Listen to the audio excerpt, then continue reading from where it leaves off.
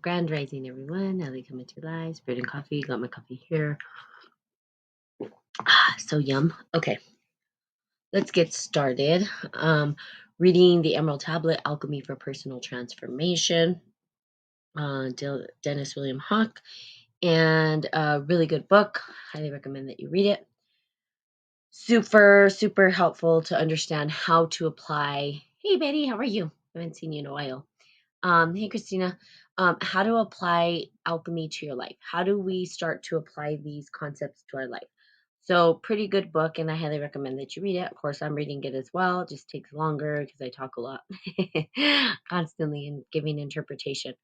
Um, okay. So we were talking about the dark night of the soul, and I think that this is important because I think this is where the alchemists really got it wrong. Okay, and at the dentist, oh no, hopefully everything goes well with your teeth. Hopefully you don't have to go in there and do anything to you.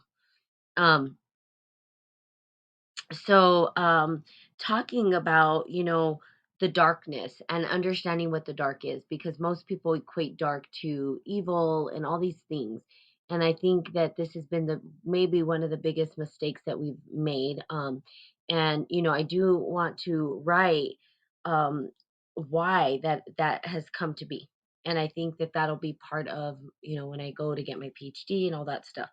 And the reason why is because what it's done is created such um, an imbalance, and it's caused the implications of what's happened because of it.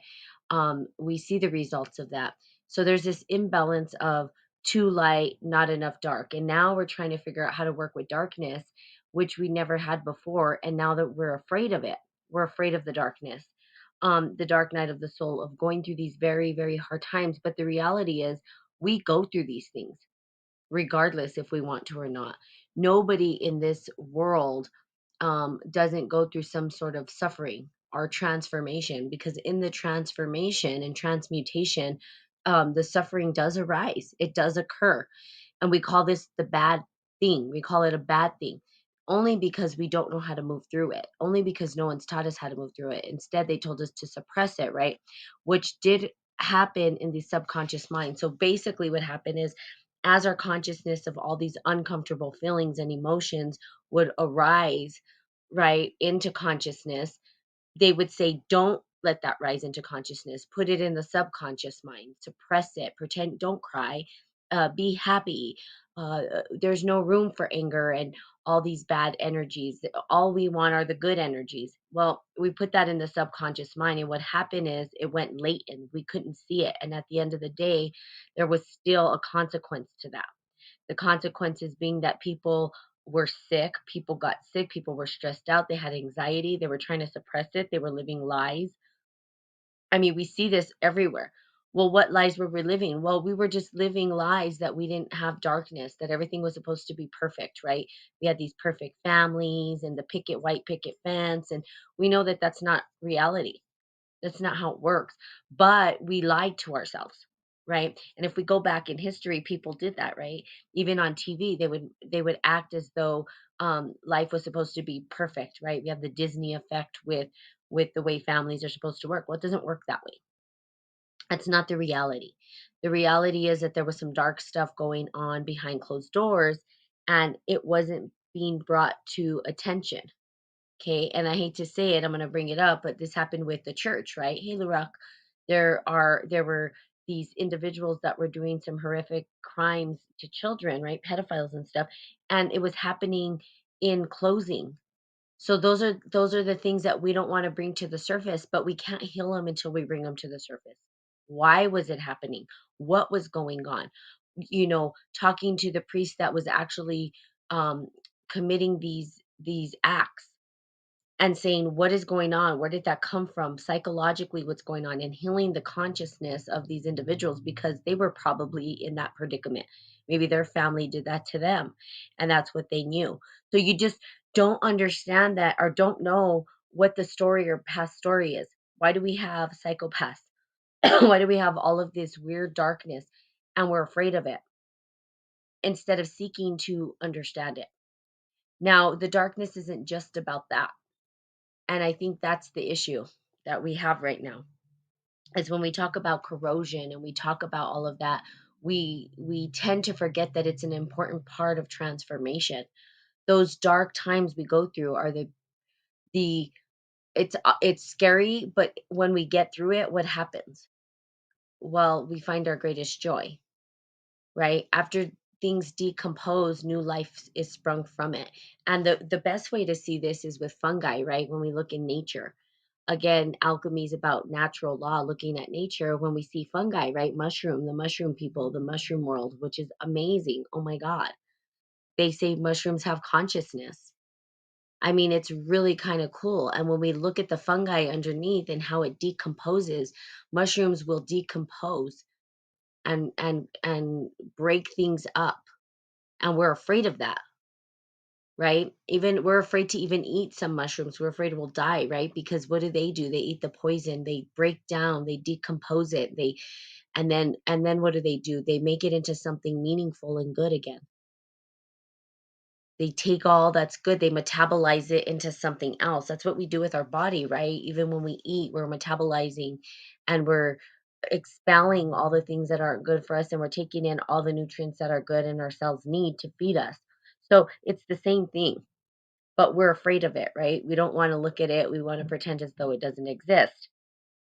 And we put these negative connotations on the dark matter, which I think was the biggest, in my personal opinion, was the biggest mistake that the alchemist could have made, is putting negative connotations on it, because what it did is it separated good and bad. We have this whole duality that we lived in, and we can't seem to get past that duality. We can't seem to understand how to get back to holism, right? How do we get back to remembering that everything's interconnected, even the darkness? It's kind of hard.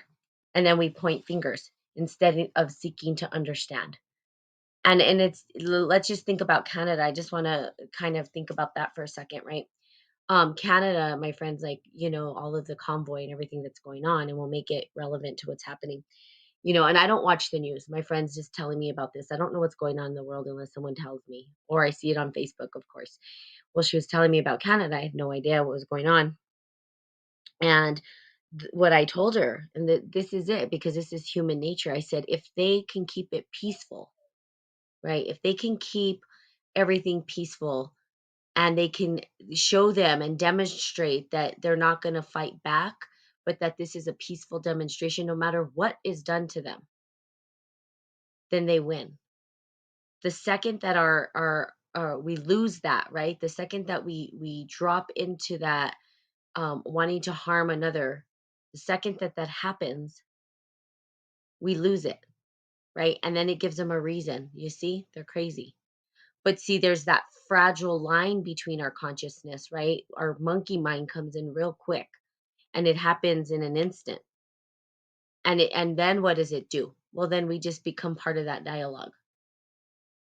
So there's this fine line, rather than seeking to understand it, right? Instead of saying, I'm going to fight back because my monkey mind went in, seeking to understand why, asking those individuals why, get understanding deeply what is the reason for their wanting to harm others. What's going on in the brain? What happened? There's a story there. They weren't just born that way. They will say some people are born that way, and I don't think so. I think we have parents that program us, right? And the parents teach us. And when you look at psychopaths, sociopaths, all these people where we say, well, they have no emotion. Well, they do. They just suppressed it so far down that it's almost non-existent, but it's still there. Think of the yin and yang. There's a little bit of light in everybody and a little bit of darkness in everybody. So we just seek to understand it. And that is what we do with alchemy. Understand the darkness. There was a time when there were trolls that showed up on here, very dark energy, very dark matter, saying all kinds of stuff. And rather than me getting upset with them, I wanted to understand, what's going on. And at the end of it, there were a few people that apologized, and then they said, my life is hard right now. So I'm like, And some of them are just doing it to be tricksters or jokesters or whatever, just to, that's what they like to do, troll around. But some of them were really not living a good life. They had this really dark energy around them. Seek to understand. And then what? I cracked open something in them. And that was tapping into their light again. Did it last? I have no clue. I don't know. I don't hear from these individuals still. But there was a while there where they would reach out and they apologized, right? They apologized. Why? Because they were seen for the first time. People want to be heard. They want to be seen. They want to know that they matter. They want someone to listen deeply to them. What happened is Canada is government control. We have a bunch of truckers driving from Kelly. Yeah, I know. They passed through here. They passed through New Mexico. I was let's see, Biden treat our truckers the same way. Yeah, no, I don't think it'll happen here. But that's at the end of this, or the end of the story, or what I'm trying to say is that we need to seek to understand, right? Like, we could be mad at the government, and we could be mad at Biden. We could be mad at whoever we want to be mad at, okay, and blame and point fingers. It's easy to do that. What I'm saying is the harder thing is to seek to understand why. What's underneath it? Okay. And we can hold our compassion and we can share in the suffering together when we do. You start to, like, for instance, you'll start to look at life in a different way. Rather than being upset at these people, you'll start to have compassion and almost feel sad for them. We say Jesus Christ, what did he say? Forgive them for they don't know what they do. I love that quote. I always use it. I've used it a billion times here because they're not understanding that that suffering that they're projecting out is actually hurting them even more, and the future generations of their kin, right? Like, the children that they have, they're going to be hurting from the decisions that they make. But they don't understand that everything's interconnected. They see themselves as separate, and then they want to put themselves above. So when we seek to understand it, and it's like, well, I want control. For what purpose? What is the purpose of control? Why are you trying to control something? Why? So you ask these deeper questions, right? And it takes you above and beyond the dialogue of being just pissed, right? Or whatever it is, or wanting to hit somebody or harm somebody or hit back. Like, if someone smacks you in the face, it's really takes a lot of, unless people are afraid and they're like, I don't want confrontation, and they're used to being walked all over. Some people will smack you back. People will smack you back. You smack them, they're going to smack you back, right? It's harder to maintain composure when you feel like you're being attacked, right? It's harder to maintain composure. And we see this, and we see that there's a lot of stuff going on right now in the world. There's a lot of confrontation, and we see, Ukraine, right? I see somebody, is supporting Ukraine. We see, so we have all these things happening, and we call this the dark matter that's surfacing, and it's time to deal with it. That's just the reality. We've got to deal with what we've been sweeping under the rug. And we're afraid because we don't know how, and no one's taught us. And I'm here to say, well, okay, here's at least some insight as how to deal with it. Even in your life, when you're looking at the world, like, we're like thinking, well, how do we do all this, right? The truckers came together, like you said, they did this truckers driving, and what they did was awesome. I cried. I went down, you know, was I 20, I 40, I believe it was. Anyway, they were all there for the truckers, right? And it was actually touching and moving to see that, we come together as humans to overcome. It's a great transformation, and we're overcoming together. But if we can hold the peace, we win. Once we draw into that mindset of, I'm going to attack you back, we lose, because then we just become that. We become them. And there's no winning in that, right? Ukraine is not a US problem. No, it's a world problem. See, it's not about the US, it's about all human beings. So, Lurak, you got to understand the decisions of one person impact the entire whole. We're interconnected, we're not separate.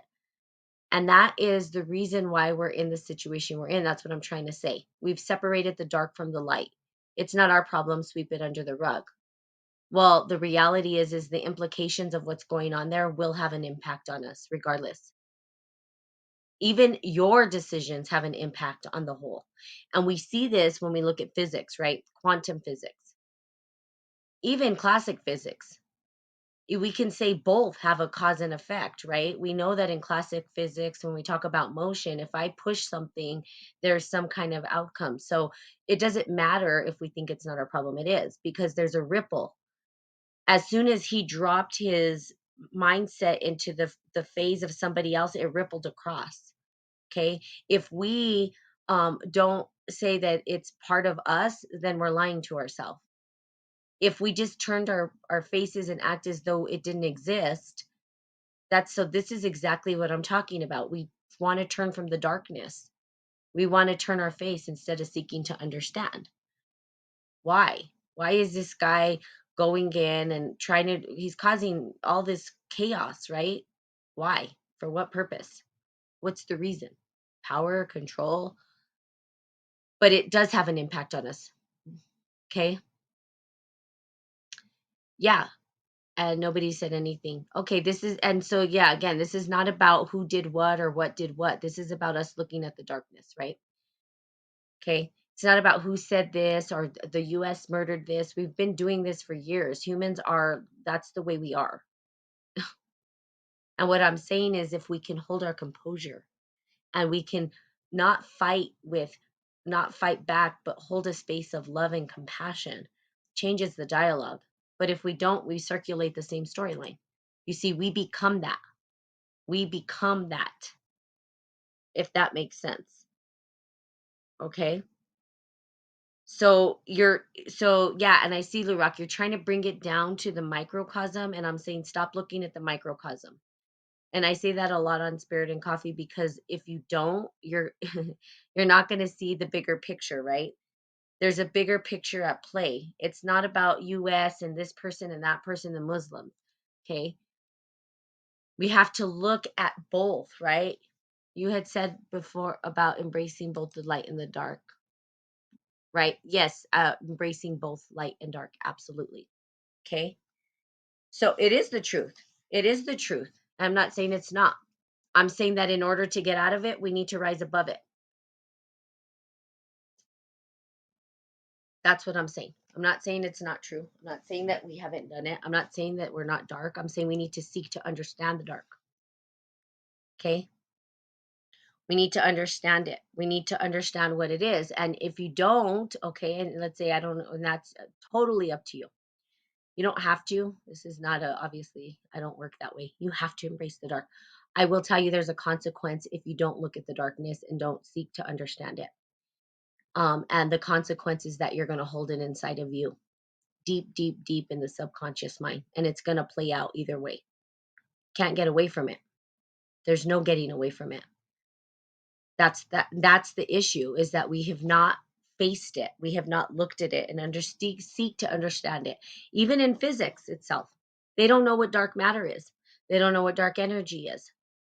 And you know what? At the end of the day, there was one sentence that rung true with me about dark matter. Okay. When we start to look at it from that perspective, that there's this gentleness to dark matter because it's gently weaving and holding things in place. Okay. Now, people just want to say dark matter and dark energy is evil. It's not all evil. We need to get out of that mindset. Okay. I've already seen darkness. I don't want to see it anymore. Okay. So, changing the mindset of what darkness is. Now, here's how I see it, okay? And you may or may not agree, and that's fine. And in fact, I'm trying to play with this based on the language we have and the physics that we have in terms of dark matter and dark energy. Light itself will illuminate what's in the darkness. Okay, it does. That's what happens, right? Light illuminates what's in the darkness. Well, sometimes we shine the light in dark places where there are creatures that we don't want to see. And that could be even in your mind, right? Where we're shining light on those spaces inside of us that are deep, dark, and we don't like it. But it is a part of us. We can't say it's not. What we learn to do in alchemy is transform that into something beautiful, like the lotus, okay? That's why we have all these parables. The lotus is a beautiful flower that sits on shit, okay? Murk. Mushrooms arise from. mushrooms that are healing. There are healing mushrooms that we can eat, but it comes from that darkness. It comes from the transformation. If we don't learn to transform that darkness, then it corrodes us even further until something shifts in us. Okay. Now, the dark matter is not just about the corrosion and the ugliness. We can also go to something else. We shine the light on something beautiful. So the darkness doesn't just hold ugliness and all these things that we are so afraid of, which we shouldn't be. We should be able to transform them into something beautiful. There's a difference there. Do you see what I'm saying? Hey, Katya, I don't know if you're still on here. I just saw that you were on here. Thank you for that. So the darkness itself has this ability to be transformed into something else. Okay, I'm not saying go into the darkness and stay there. That's not the point. The point is that we seek to understand it and we seek to move through it, right? Otherwise, we leave it in the subconscious mind and it just festers inside of us no matter what. It's still going to corrode. It's either going to corrode your body or it's going to corrode your thoughts. And then you're going to have these patterns in life that show up and you don't know why. And that's why it's because you're not dealing with that stuff that you don't want to deal with. It's hard, it's not easy, right? So, but it's up to you. You don't have to embrace the darkness, but there's still going to be a consequence or result. That's just the way this particular 3D dimension time space works. I didn't make it up. It's just the way it works. There could be a way out of it, of course, but that's the way it works. That's the way natural law works. It happens everywhere. And the same is true when we talk about the macrocosm, when we're talking about these big world events. We have swept a bunch of shit under the rug, right? All the stuff you're talking about, Lurak. Yes, we have done all that stuff. We don't deal with it. We don't deal with it. We sweep it under the rug and look at the consciousness of humanity right now. That's why we're in this state of being. That's why I'm saying there's no separation between what's happening in Ukraine and what's happening with the truckers and what's happening with all the when the pandemic came and everybody was fighting against each other. There's a reason for it. Black Lives Matter. I mean, look at all these big historical events. Why? Well, because we haven't faced the darkness and we haven't looked at it and we've just pretended as though it doesn't exist. Let's pretend it doesn't. No, it does. You're absolutely right. There is a fact and it is a fact, but we're still not dealing with it. We're still just pretending as though it doesn't. Never hurts to be an explorer and discover alchemy otherwise unseen. Yes, very cool. And it's hard. So as you can see, it's hard topics, right? It's not an easy topic. Most people be like, I'm out of here. I'm not listening to the darkness. I don't care about it. The reality is we can say we don't care about it, but it's going to be there regardless. And we can act as though we can, like ignorance is bliss for some people. That's why they say ignorance is bliss, because once you know, well, there's no going back. Now you have a choice, you know. And that's why they say that ignorance is bliss, because people will go on their day-to-day business corroding and not really knowing it, and not like a frog in the pot cooking. They don't really know they're cooking. They have no awareness of it. Then you have individuals like us who are like, well, okay, we have some information, we have a knowing, we understand, we see, we feel, we've been through it. Now what? Okay. But if US doesn't, well, we're not here to judge anybody, in my opinion. I mean, but if the US doesn't worship God, then who are we to judge? We're no one to judge, period, at the end of the day. That's from my own perspective, okay? I want you to know, I will let you know when things are my perspective. You don't have to take on my perspective. Obviously, you have your own. So, there you go. So, you're absolutely right. Everybody's judging and there's judgment everywhere. That's what humans do. We judge. It's part of the equation. And are we one to judge? No. But we're like that. But what is Russia doing? Russia's judging Ukraine, saying that they need a new leader too, right? So it's just everywhere. And we could reflect that judgment back. So this goes into like deeper, deeper, deeper stuff. Like I just recently did a workshop with some college students, and it's easier to be in a workshop, right? To have this individual time to communicate what needs to be communicated, ask questions, right? Yeah, they're judging Russia. Okay. And Russia's judging Ukraine. Okay. You see, there's judgment everywhere. And then it just reflects right back to them. So you because Russia's judging Ukraine, US is judging Russia, and then they're just a mere reflection of each other. And everybody's judging everybody. And there you go. It's just the big mirror. Okay. And then we see that, and then they're like, okay, yeah, but they had a different leader. Do you see what I'm saying? Doesn't matter if it's part of Russia. Someone's coming in there and saying, hey, I need to be the leader of you guys. Okay. So, so yes. Yeah, and Lou Rock, what you're getting into is more of the weeds, and I'm talking more of the bigger picture. So, I mean, we could get into the weeds. Yeah, America's built on stone, and we know all this stuff. It's all the darkness, and it's time to deal with it, is what I'm saying at the end of the day. Okay. So, let's see. Or not. We don't have to. People don't have to. And I can tell you that most people won't because it's harder to deal with the darkness. But people have this bad, they put, what I'm saying is they judge darkness, right? We're talking about judgment. Well, people judge darkness. And not all dark is bad. Okay. And that has actually put us in this predicament, to be honest with you. That is my personal opinion. Again, I will prove it in a dissertation. Y'all can read it. Okay.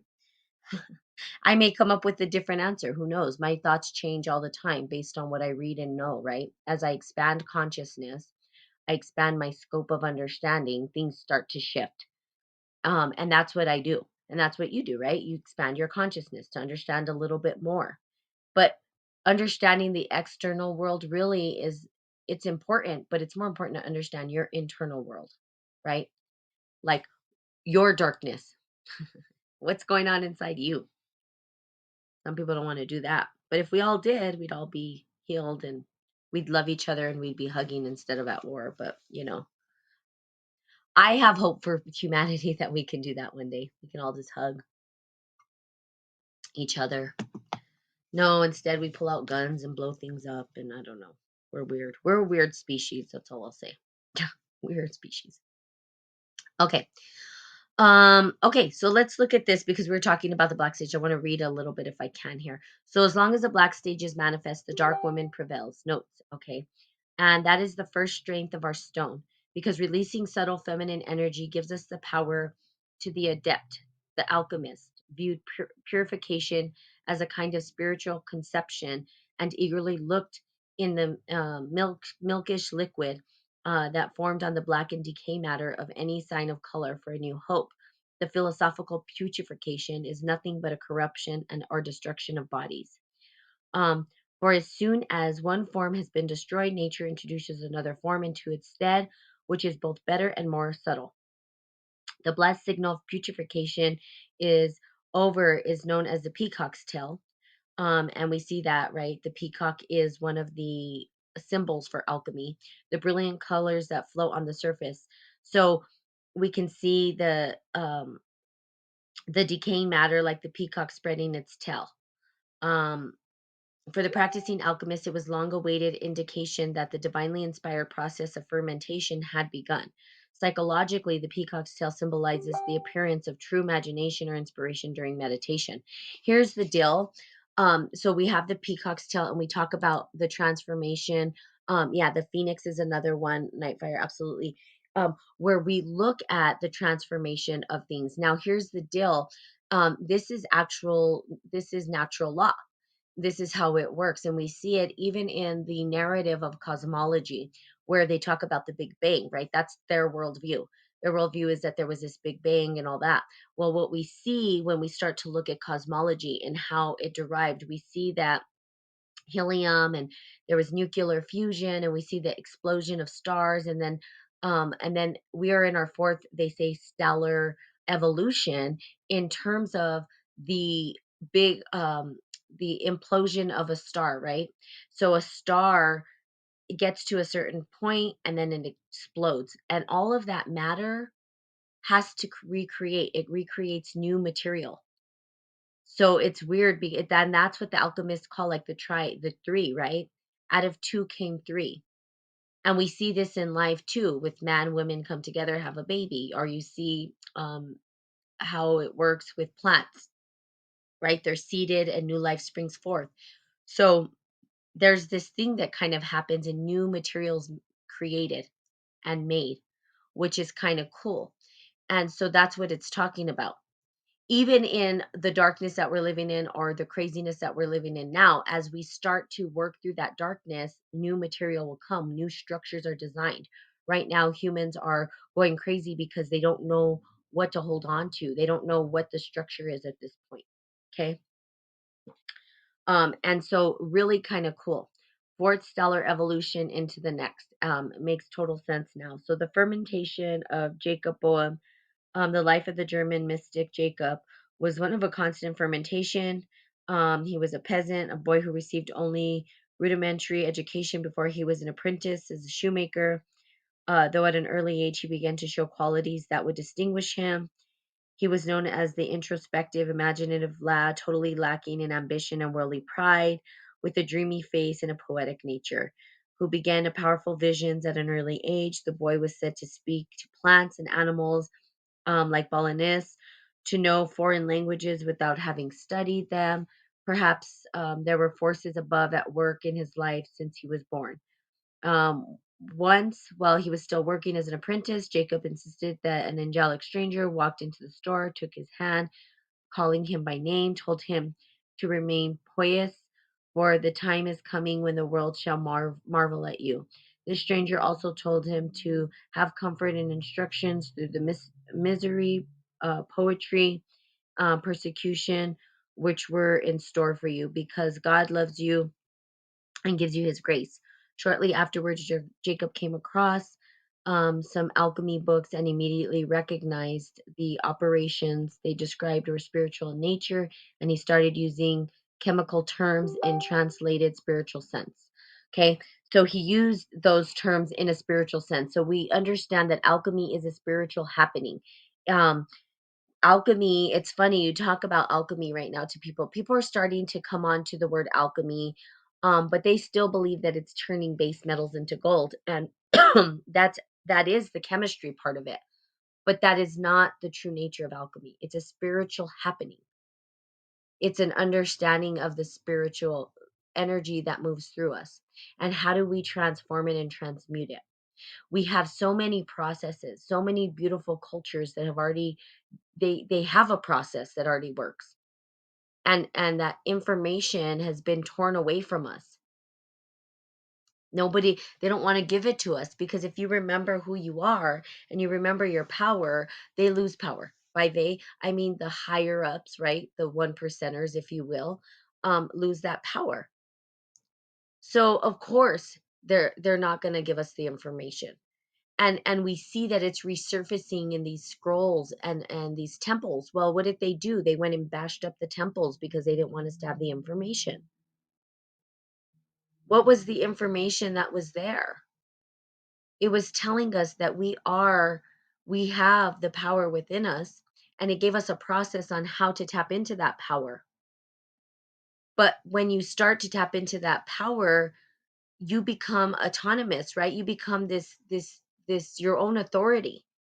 You don't need somebody to govern you. You don't need somebody to look over you. You become the authority of your life, and in harmony. Hey, poetic, you're in harmony with everything around you, and you become part of the co-creation of life.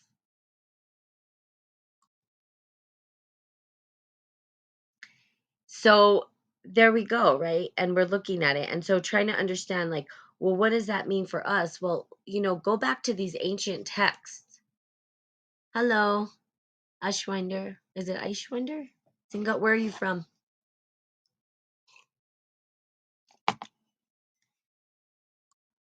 India. Yay, one of my favorite places. Where in India? I lived in Bangalore for a year. Punjab. Awesome. Um, yeah, the so even talking about you, what is your where are you Hindu? Are you Muslim?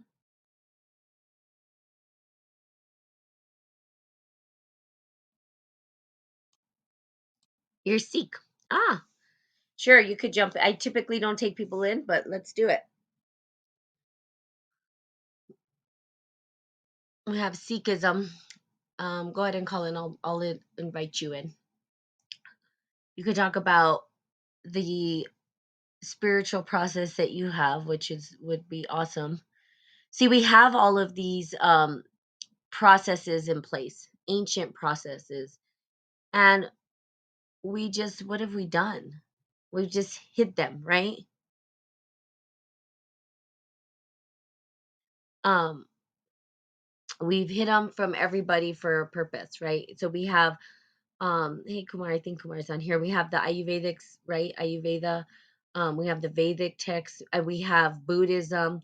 You know, all of these practices were not meant to be religions. They were practices. They were ways to transform and transmute energy and to move through the suffering and the darkness and to expand our consciousness into loving, kind beings, right? The Sufis had their process, right? We had indigenous cultures and their process of drumming, right? So all of that. Um, yeah, you could. I don't know if you're going to call in again. You're welcome to call in. But we had all of these.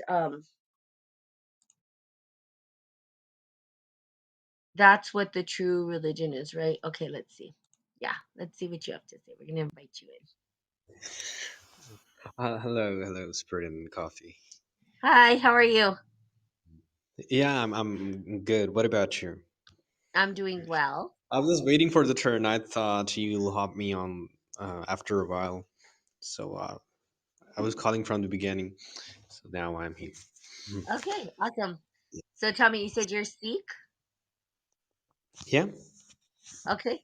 Tell me, so what I'm talking about is sort of like these ancient processes and ancient traditions that we've had forever, because Hmm. humanity seems to be thinking that all this stuff is new, which it's not. And I It's laugh not. at that because there's been Hmm. wisdom passed down from ancient times, right? Where we were connected to life, connected to Hmm. the earth, Yeah. and now we're trying to find that. So tell us what your insight is based on your practices and your processes and your system that you live under. Mom, religion is not that old. It's just it Hmm. came, I think, about 600 years ago. It is a what do we say? A combination of Sikhism, of Hinduism and Muslim. Hmm. So Hinduism plus Muslim, the mixed thoughts of that. You know, Hindus believed that gods are everywhere. There are, I think, 33 million gods. Hmm. But they're not actually God. We can say parts of God. And Muslims believe that there is only one God, and it's far away. It's separated from the universe. Then our starter, the one who initiated our religion, his name is Shri Guru Nanak Dev Ji.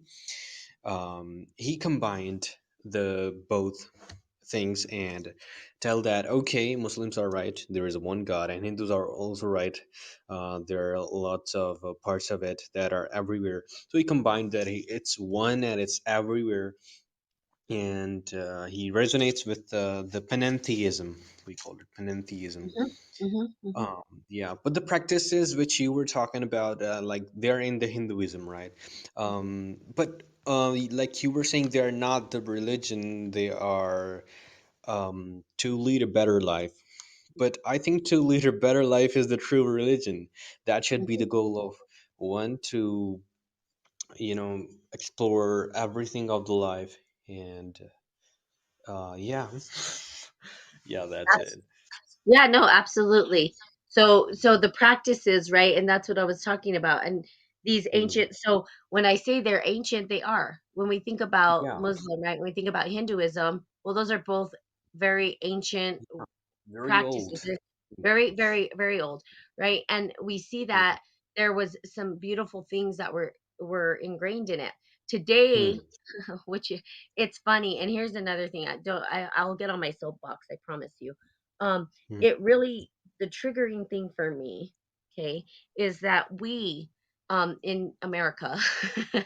It's and not just America, but I would say that we use these narratives that were created by man of our time, who just really kind of stole these ideas from ancient cultures and then acted as though they invented something new. And that's Hmm. triggering to me, right? Because we don't give honor and respect to the things that were already there, right? So for instance, when we talk about Hinduism and we talk about the pantheon and we talk about all these gods and goddesses, well, today, we will say that Carl Jung calls that archetypes, and they put it into psychology, right? And to call people crazy. Well, we were talking about this a long time ago. We were Hmm. talking about that ages ago, and now we're using different words. So, Exactly. yeah, What happens? These days the discoveries are being made, and they claim that that's what they discovered. This is the original, their yeah, their own creation. For example, if you go to the Google and search who found that the Earth is round, they will say some weirdo scientist, Galileo perhaps. He found uh-huh, it 300 years ago. But we cannot deny that the Vedas, the not just mhm, Vedas, even before that, there was a person, Aryabhat, in Hinduism, mhm, and he's a mathematician who discovered the number zero. He mentioned in one of his books that Earth is round. He told everything about the solar system 2,000 years ago, and yeah, these things are being discovered right now. yes, So, but the intriguing thing is that we don't use the telescope to look up in the space and then write it down on the book. No, they used to look deep inside themselves. yep, Because the creation, it's we cannot put it into the words. Just like this, whatever there is in the whole universe is in right there in your heart. yes, So yes. this is the creation of God, and it cannot be put into our small minds. Yeah, it really can't. I agree with you on that point. Yeah. And I will say this, we do have a good narrative, I feel. I mean, we've had Hmm. narratives before, but they're trying to put it into a narrative now because people are starting to reawaken to the old ways. Like they're starting to remember, right, that we had this information before. Now, in Hmm. cosmology, which what it does, what cosmology does is it gives us the language to sort of maybe describe it. Of course, our small minds can't truly understand it, like you said, Hmm. but at least it gives us kind of a dialogue where we say we're in our fourth stellar evolution. What does that mean? Well, we are made of stars. If you looked at let's just say the theory, right? It's a theory, the Big Bang theory, right? That theory Hmm. says that helium and hydrogen and nuclear fusion created stars, and out of stars Hmm. there was the explosion or implosion of Yeah. stars, right? The supernovas exploded and Hmm. new matter was created. That new matter Hmm. created the planets, and then there was another. So there's been all of these explosions happening with new matter created, which then Hmm. created us.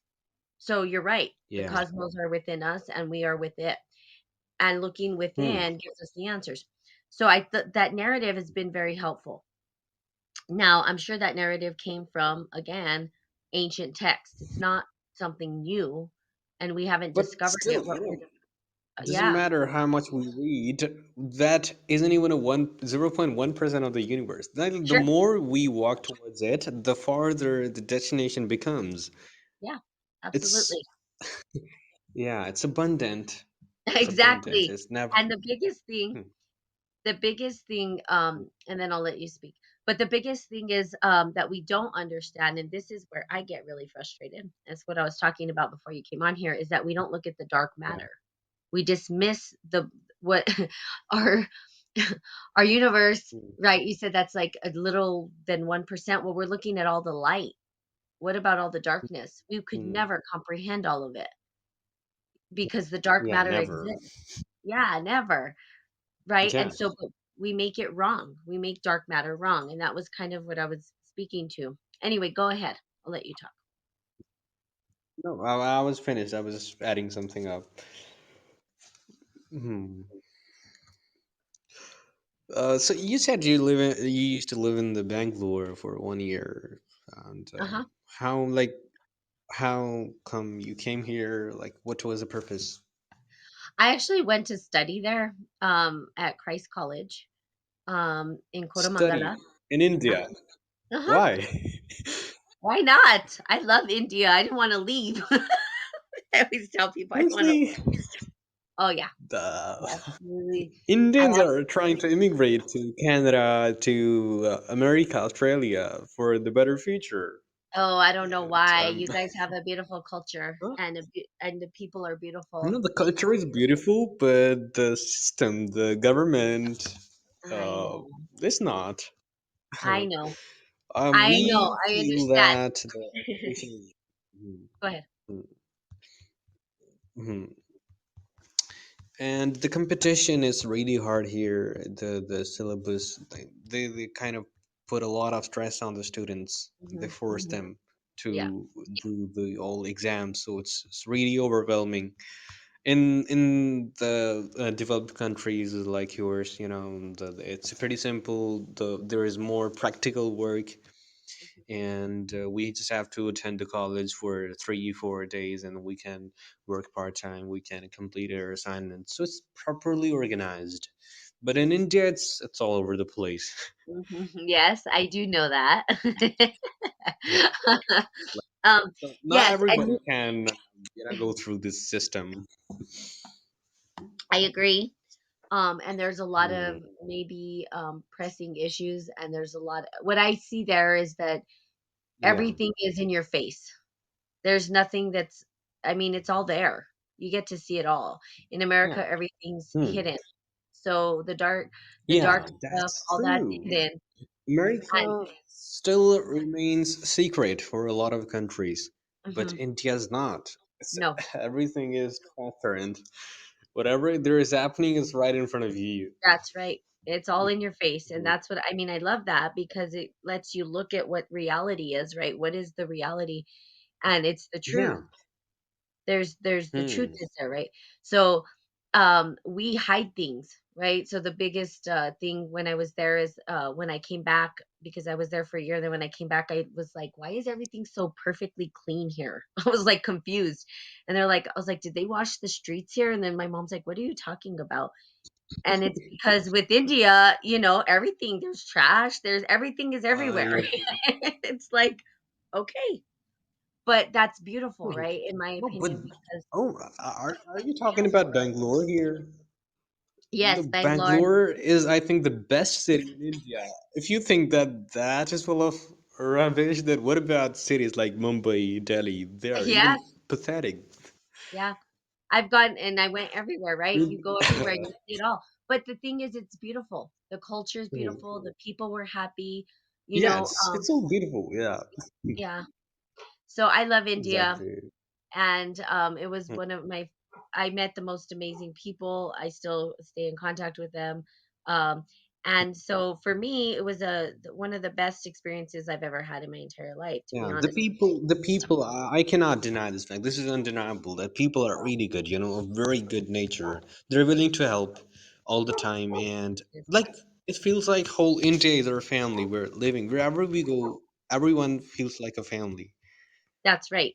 I agree, and everybody Mhm. watches out for each other. I never felt so taken care of in my entire life. It was amazing. You're not going to get that here in America, really, as much. So it becomes very hard because what do you trade off, right? What's the trade off?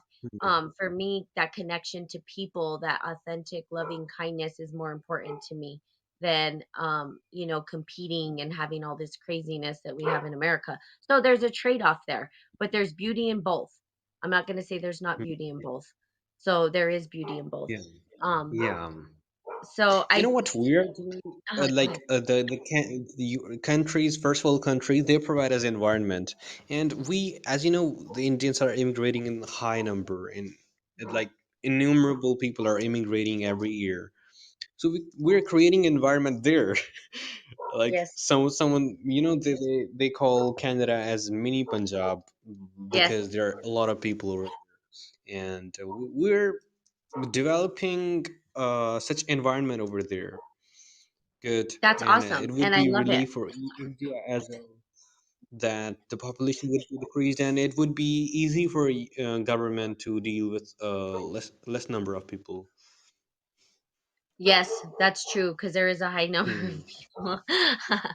But I loved it. It was amazing, and what I'm trying to say is that you guys have very, very ancient traditions, culture.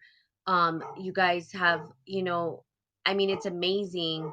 And you're right. There's pressure for sure with um, well, even arranged marriages. I mean, there's a bunch of stuff in India that goes on, right? That I myself see the pressures. Yeah. Um, Hmm. what is it? Three idiots? Was that not three Hmm. idiots? Two Do state you know Sadhguru? three idiots, huh? So no, who's that? Saguru? I don't know who that is. You're breaking up. I can't understand you. Hello? Oh, sorry. Hello? Can Poetic you hear voice. me? Yeah, I was asking about like Sadhguru. Do you know him? No. Oh, then you have missed the most important thing in India. Most important person. I If don't. you listen to him, I think he's the best person to whom you can listen to get to know about the India's culture. He's the best person who can put it into the words. Ah, okay. Mm. All right. Well, poetic knows, so poetic, you can send me some information. And speaks in English most of the times. All of his what do we call them? What My English is bad. I'm sorry. No, it's not. It's actually Preaching. really good. Huh? I said no, it's not. It's really good, actually.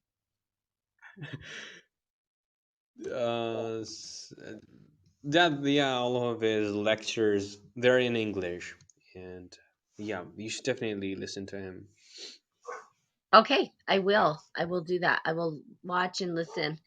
Um. So, Preaching. I wanted to say preaching. oh, he's preaching. Okay, I'll have to take a look at him and Yeah, see, what yeah. he has to say and stuff. That'd be awesome. He's Um. very cool. He has discussions. Most of the times, he's on most of the TV channels. He has discussion about the spirituality, about the God, and he comes across several people who are very hot-headed, always ready to fight, but still, like his points are so pretty good that they it leaves them speechless, all of them. There was a guy. Let me give you an instance. There was a guy, he asked Sadhguru that there is a discrimination in India's culture, that there are some temples where only men are allowed, like no women are allowed in the temple.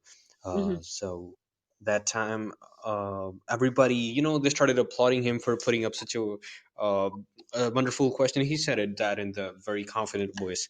Then Sadhguru started answering, okay, everybody, calm down. Let me answer the question. He said in the calming tone. He said that this is a culture. See, he said that there are some temples as well where men can't go, which are specially made for women. That's their history. That's how like they're made. Then he put it up some question. I don't remember it. And then at the end, he said a line like this, that a man simply knows that he doesn't have to go to women's toilet, and that made everything clear. I mean, because Right. that's not a place for them. I mean, we have places for a specific gender, right? Sure. So Sure. then, just like that, there are places. There are temples where only men can go, and there are others where only women can go, where men can't go. So Mhm. he said that man simply knows that he doesn't have to go to the women's toilet unless Right. he wants to get beaten up. So like his explanations are explicit. Oh, good. Okay. Well, I will take a look at that. Mm. Um, Right. and and see what insight. I'm always open to that.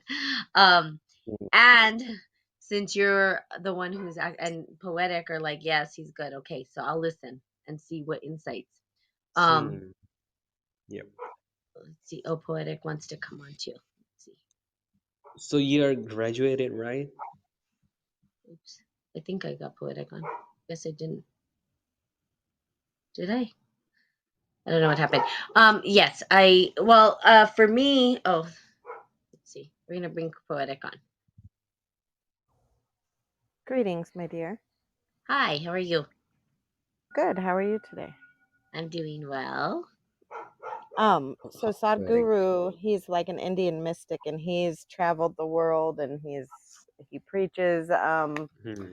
about Indian mysticism and meditation and all these different things. And he has a Hmm. good personality. He puts some humor in it, and yeah, he's very he his mind is very open as well. So you'll like him definitely. Okay, that's awesome. Yes, I would love All you got to. to do is search it on YouTube, hon. Okay, but I don't have a pen to write his name. That's the problem. Or actually, type it. If you could type it in the here, let me do this. Here, I'll actually Sadhguru. yeah, I'll message you in Okay, thank you. Yeah, and the Messenger. reason. Thank you. Okay. Yeah, it's because I do both a live video on Facebook and then I can't walk away to get a pen. So, um, give me just a Hmm. second here. I got it. Thank you. I appreciate it. I'll put that on there and I'll save it into a Word document. Okay, there we go. Awesome. I'll take a look at him and see what he has to offer and also, interweave it into these into um spirit and coffee. That's the thing. It's like I was saying before, like before you got on here, is that it's not like I'm saying anything new. It's not like anybody's saying anything new. All of this stuff was already known. We're just remembering, rediscovering. And so because of that, it's like this really critical time for us to say, okay, now that we're remembering, rediscovering, how do we reorganize it in a way that's meaningful for this time? Right? Because there has been this sort of circulation of technology, like technology has shifted, like maybe ancient in the past, I think we probably leveraged technology better. I think we had a better handle on how to use natural law and create technology. We see that with all of these beautiful temples and stuff. How did they do it? Well, they probably had a better technology than we did at the time. But we've recreated technology using these principles. It's the next evolution, but now we need a new narrative. We need a new way to describe it based on what we see, and that's where we're Hmm. at, sort of in the storyline. How do we apply words to the way that we see the world now? But it's nothing new. We're just re-saying the same thing. We're just remembering. We're not Yeah. discovering it. We're remembering it, Hmm. and we're reintegrating it back into the narrative, which Hmm. And goes maybe speaking back. it in a different way that Hmm. these younger people can understand Yes, because we have evolved too. absolutely. And one It thing I would Mhm, like to add here, there was a myth in mhm, Hinduism mhm. that the earth stands on the horns of the bull. There was a myth like this. It's called I don't know what they used to. There was a name of that bull, and everybody used to believe it that that's how the earth stands. The bull is some mythical bull is holding the earth on his horns. And when Sikhism came, Guru Nanak Dev Ji cleared it. Like whether there really is, like he never ever in his life denied the thoughts of other cultures. Like instead, he always tried to resonate with everything. So he there mentioned that the bull which you guys are talking about it is actually dharma. Dharma, are you familiar with the word dharma? Dharma? Yeah. Yeah, dharma. It's a Mhm, mhm, Um, it's Hinduism. Okay, I'm gonna tell you the Google definition of the dharma: the eternal and inherent nature of reality, mhm, regarding in Hinduism as a cosmic law underlying right behavior and social order. Hmm. So Guru Nanak Dev Ji made it clear that the bull which you guys are talking about is dharma. So the and there was another myth that um, what do we say, the bull, there are the time period, the universe recreates itself. Hmm. So the whole time process, it could be divided into the four parts. They are known as yugs. Yes, There are the million years, yugas. Uh-huh. Satyug, Uh-huh. Treta Dwapar Yug, Kali Yug. Right now, the Kali Yug is going on. So it's also believed that, as the one yug passes, uh, the leg of bull, one of the leg of bull breaks. So on the Satyug, the bull stands on four legs, but when the time passes and Kali comes, he stands on one leg, and it's very unbalanced. Hmm. And when Guru Nanak Dev Ji said that bull is dharma, then everybody started to making sense. Everything started to make sense that okay, that's how it was earlier. Like the definition of dharma again, eternal and inherent nature of reality. It was perfect. It was like in Satyug, the world was impeccable. Everybody understood each other. It was peace, a total peace, tranquility all around. But as the time passed, the dharma got imbalanced. It started stumbling, and that's why now everything is messy. It's a whole chaotic. Yes, So yeah. and we Mhm. can put that in. So I think what we're saying is that we could put that into a new narrative, which is Yeah. what we do. We use myth, we use language, we use symbols to describe what we feel is Yeah. happening. The new narrative being chaos theory. Science has sort of taken over the dialogue. But science is a new way of describing what the ancients already said. And that's I think basically what I'm saying. I Yeah. think what we're doing is making everything complex. Yeah. That's what You we know, do. they were more simpler earlier. Earlier, you didn't have to do anything. You don't have to go to the university or college to know everything. All you Yeah. need to do is just close your eyes and look within yourself, and Yes. they everything was. That's how the Vedas were written, right? They didn't put at that time there were no cameras, there were no surgeons and all. Then just by closing their eyes, they knew everything about the body, all the secrets, whatever they're happening, and they put it into the words in the Vedas, all the different Vedas. I happen to believe that the four Vedas have more knowledge than all of the books in the world combined. I agree. I Hmm. would actually agree with you on that. Yeah. And we see that people go to that, but we create new dialogue and we can't get away from that. We can't say that that's not true. So we Yeah. have to, in order to at least educate the new generation from here in Mhm. America, I'm not saying everywhere, is Mhm. to use the scientific dialogue or narrative to explain what they were explaining before, and Mhm. to understand it. And you're absolutely right, we make it complex, and all it takes is Yeah. Hmm. introspection, which is what I do, which is why I can connect all of this stuff, because I it's not about me knowing it, I apply it to my life. So spiritual alchemy in practical use of esoteric wisdom is about you applying and you knowing thyself, right? Know yourself first, which is what every single um sage, guru, whatever you want to call it, prophet, savior, messiah, Mhm. whatever, said. Everybody said it. Look within. But it's not so easy. People don't do it today, right? So we make it harder than it needs to be, and people don't want to face their self. And once we Yeah. can, and once we do, then we again the secrets of all life will be revealed to us. But that takes a long time, and so that's what Spirit and Coffee is about. It's No, about us. there is no proper specific time duration. It's about like how deep can you go within yourself. It could be in seconds as well, Sure. but it could take years, decades as well. We Well, can't it's going say. to take years. Let me tell you why it's going to take years and Huh? decades, because we've been Yeah. programmed, right? So in I'm talking about the West here. So I want you to that's one thing I want you to understand. When I say that, I'm talking about in America and the way we've been programmed, right? Which is Oh, why India is such a beautiful place, because your programming is different. The way that you hmm. guys connect is different. You Yeah. understand this stuff because you're connected in a different way. We're not programmed like that in America. Very different. Different way mindset, different way of seeing the world, different way of Exactly. dialoguing about the world. So it's a different. Yes, it could Hmm. be easy. You're absolutely right. It could happen in seconds, but guess what? For most it doesn't.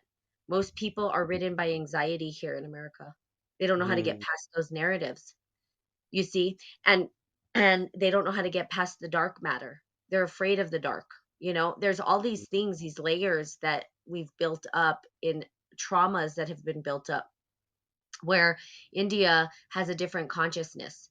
Your way of seeing the world is different. I know, because I have friends and I lived out there, and it's different. You would come Yeah. to America and see how different the mindset is, how different Yeah, the consciousness is, right? Which is, absolutely. it's beautiful, and that's why I love India, because I'd rather be in a place where the consciousness is more connected to the introspective and the understanding of this, than a place where people I can't dialogue like this with individuals here. Not Hmm. most people don't. I go to India, then I get deeper insight, because that's your way of living, and it's Yeah. it's everywhere. Do you know what I mean? It's like a big goulash.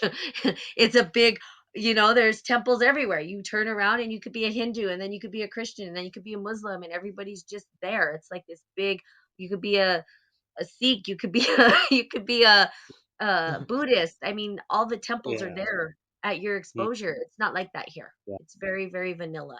So, but with that being said, I have to go. All Um, right. it was Can I such just ask a little question? How do you feel a about my English? Because I'm working on my English these days. Oh, I think your English is great. Hmm. Okay. Is there anything that I have to work on specifically? No, I don't. I mean, Hmm. that I can think of, no. I think Actually, I'm teaching outspeaking IELTS. English test. It's a immigration exam which everyone has to give in order to get there. So I'm a teacher of that in a private institute. Oh, okay. Okay, you're Mhm. doing great. I mean, it was fine. You were able to Okay, dialogue, and yeah. well, Especially on something so deep, but yes, it was good. You're doing fine. okay. Awesome. What's your name? What's your good name, by the way? My name is Natalie. Natalie. Yes. Okay, so Natalie. Yeah, okay, then catch you later. All right. Have a great day, and thank you for joining. Yep, you All too. Bye right. bye. It's a Bye-bye. night here. It's 9:26 p.m. Oh So my I God. probably go to the bed Get now. some rest. Okay, good night. Bye-bye. Okay.